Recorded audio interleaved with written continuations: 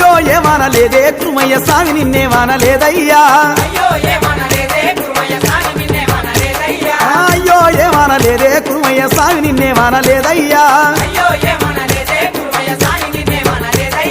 నీలాల రెడ్డి చిన్నమ్మ కొడుకు అని చెప్పుకుంటున్నామే కురుమయ్యా నీ వడ్డ కష్టాలు నీ నీల మహిమలు పొగుడుకుంటున్నామే కురుమయ్యా